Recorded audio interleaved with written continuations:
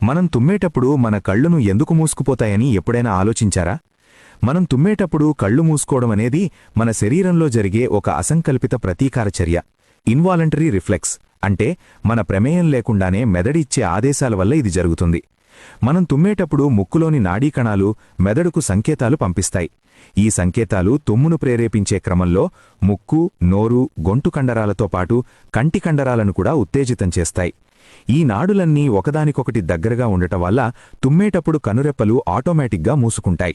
తుమ్మినప్పుడు మన ముక్కు మరియు నోటి ద్వారా గాలి చాలా వేగంగా గంటకు సుమారు 160 కిలోమీటర్ల వేగంతో బయటకొస్తుంది. ఆ సమయంలో కొన్ని వేల సంఖ్యలో బ్యాక్టీరియా మరియు క్రిములు కూడా బయటకొస్తాయి. అవి తిరిగి మన కళ్లలోకి వెళ్లకుండా ఉండటానికి ప్రకృతి సిద్ధంగా ఏర్పడిన రక్షణ చర్యే ఈ కళ్ళు మూసుకోవడం. తుమ్మనేది శరీరంలోని ఊపిరితిత్తులు మరియు పొత్తికడుపు కండరాలపై చాలా ఒత్తిడిని కలిగిస్తుంది. ఈ ఒత్తిడి ముఖ కండరాలపై కూడా పడుతుంది. దీని ఫలితంగా కళ్ళు గట్టిగా మూసుకుంటాయి. చాలామంది అనుకున్నట్లుగా తుమ్మేటప్పుడు కళ్ళు తెరిచి తుమ్మడం దాదాపు అసాధ్యం. ఎందుకంటే అది మన శరీర సహజసిద్ధమైన రిఫ్లెక్స్. ఈ ఇన్ఫర్మేషన్ అందరికీ తెలిసేలా షేర్ చేయండి.